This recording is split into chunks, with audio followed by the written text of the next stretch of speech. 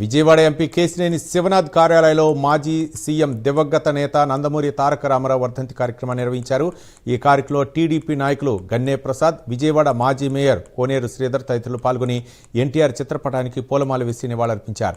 ఎన్టీఆర్ తీసుకొచ్చిన సంస్కరణలు ఇప్పటికీ అన్ని పార్టీలు అనుసరిస్తున్నాయని నాయకులు అన్నారు. ఎన్టీఆర్ జీవితం, పాలన అందరికీ ఆదర్శమని, పుట్టిన ఊరు రాష్ట్రానికి దేశానికి వన్నె తెచ్చిన మహనీయులు ఎన్టీఆర్ అని కొనియాడారు.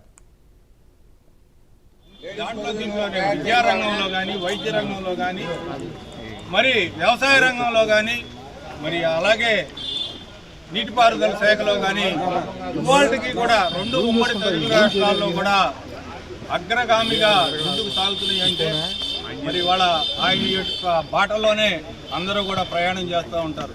మరి ఏ రాజకీయ నాయకుడైనా, ఏ పార్టీ వారైనా ఆయన పేరు చెప్పందే, ఆయన సంస్కరణలు చెయ్యందే ఎవరికి కూడా ఈ తెలుగు రాష్ట్రాల్లో మనుగడ లేదు. మరి వాళ్ళకి కూడా కాంగ్రెస్ పార్టీ అయినా, వైఎస్ఆర్ కాంగ్రెస్ పార్టీ అయినా, బిఎస్ఆర్ పార్టీ అయినా, బీఆర్ఎస్ పార్టీ అయినా, టీఆర్ఎస్ పార్టీ అయినా, మరి ఎవరైనా కూడా సంస్కరణలకు తొలిగా తెలదీసినటువంటి మహనీయుడు ఆయన పెట్టిన సంస్కరణలే ఒక్కొక్కటిగా ముందుకు తీసుకెళ్తూ మరి ఆయన ఆశయ సాధనలో అన్న నందమూరి తారక రామారావు ఏదైతే ఒక స్ఫూర్తిని నింపెళ్ళాడో, ఏదైతే ఆయన ఒక ఆశయంతో ఈ పార్టీని స్థాపించారో అదే ఆశయ స్ఫూర్తిలో ఇవాళ చంద్రబాబు నాయుడు గారు కానీ, ఆయన తర్వాత నారా లోకేష్ గారు కానీ సారథ్యంలో కానీ ఆయన చూపిన అడుగుజాడల్లోనే తెలుగుదేశం పార్టీ పనిచేస్తూ ఉంది.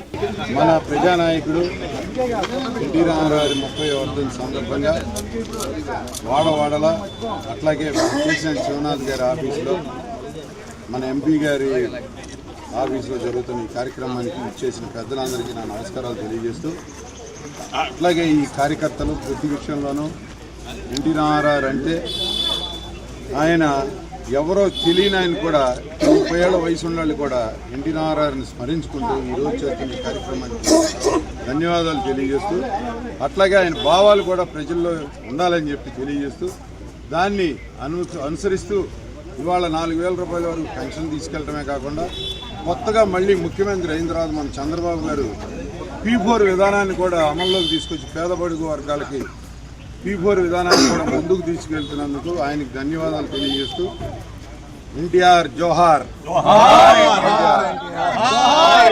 పార్టీలో ఉన్నవారు కూడా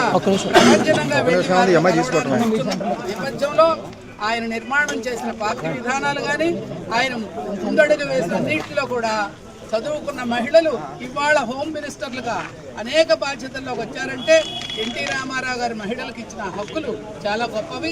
పెద్దలు చెప్పినట్టు వారు ఆశించని, ఆలోచించని, అవకాశం ఇవ్వని రంగం లేదు. జాతీయ రాజకీయాల్లో కూడా బ్రహ్మాండమైన పాత్ర వహించిన ఎన్టీఆర్ గారికి జోహార్. మరి వాడవాడలా తెలుగు రాష్ట్రాల్లో, తెలంగాణ ఇక్కడ కానీ మరి ఎన్టీ రామారావు గారి వర్ధంతిని 30వ వర్ధంతిని జరుపుకుంటున్నారు. ప్రజానీకం అంతా కూడా మరి దీనికి కార్యకర్తలే కాదు, పార్టీ వాళ్ళే కాదు, అభిమానులు, ప్రజలు అందరూ కూడా.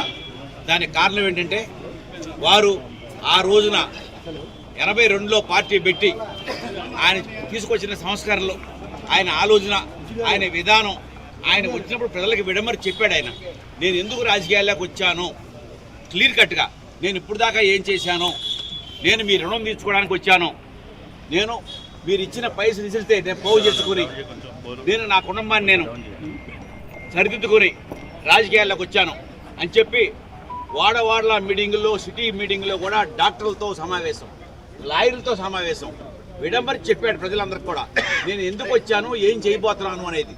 ఆయన చెప్పింది ఒకటే, స్టార్ హోటల్లో ఉండేవాడి గురించి కాదు, అట్టడుగు వర్గాలు, పూరి గుడిసెలో ఉండే